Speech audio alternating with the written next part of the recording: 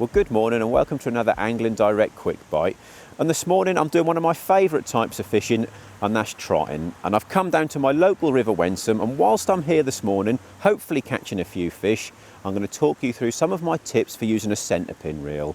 Now, I pretty much use a centre pin for 95% of my trotting now. I find it a real joy to use, and I find it easier to use now. So the first thing I'm going to talk about before I get in the river and start fishing is the hardware itself. So the centre pin is sitting on a 13-foot float rod, and the longer that float rod, the lot easier it is to control the float when you're trotting. So this rod is actually the John Wilson trotting rod, which can be fished at 11 foot or 13 foot. And then on the centre pin itself, I've got it loaded with some 4-pound line.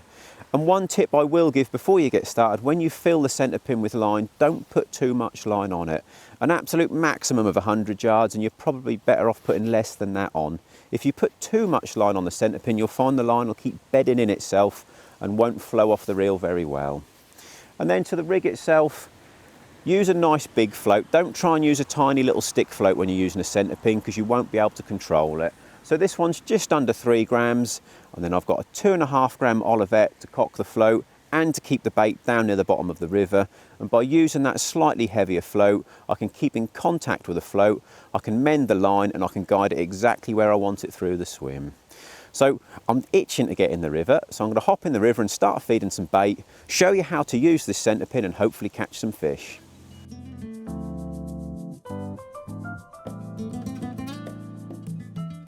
Well, I'm now starting to feed a few maggots in this first swim, and the first tip I'll give you is to make sure you riddle your maggots before you go fishing. The reason I do that is they're kept in sawdust when I picked them up from the shop, and sometimes if you leave them in the sawdust, little grains of sawdust can get trapped behind the spool of the reel whilst you're fishing and stop the reel from spinning correctly. So it's really important to riddle the maggots before you start. Well, I want to try and trot the far bank of this swim, so I'm going to show you quickly how I cast the float with the centre pin. So I haven't got to go too far. So first of all, I'll turn the ratchet off on the back of the reel so it's nice and free running, and have quite a big drop on the float. And then you want to grab the line either side of the first ring on the rod. As you gently pull 2 big loops off the reel like that, I can now just swing the float out to the other side of the river like that. And then just let it take up the tight line, and we're trotting. Another reason why I really like using a centre pin for trotting is how easy it is to hit the bites. Unlike using a fixed spool, when that float goes under with a fixed spool, you have to put your finger on the spool, strike, and then turn the bail arm over before you start playing the fish. Fishing on a centre pin, just like that, the minute that float goes under, I put my finger on the spool of the reel, and I'm in contact straight away. And whatever I've got on here is pulling back a bit. So whilst I'm playing this fish, we'll go on to the next point.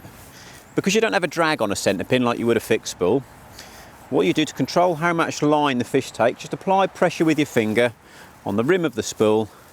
Then if that fish darts off down the river, you can just let it take some line. So by controlling the spool with the tip of your finger as you're playing it, you can give it as much or as little line as you want. So we've got a lovely little chub here. Should be able to just bring it with my hand. And there we go. Well, hopefully this video has gave you some nice tips if you want to try using a centre pin this winter. And there's no better time to get out on the rivers trotting than in these colder months. And if you did enjoy this video and you want to see more of me fishing with a centre pin, we filmed a lovely grayling video for my specimen series. So to see that video, hop on to Angling Direct's YouTube channel and check out my specimen series.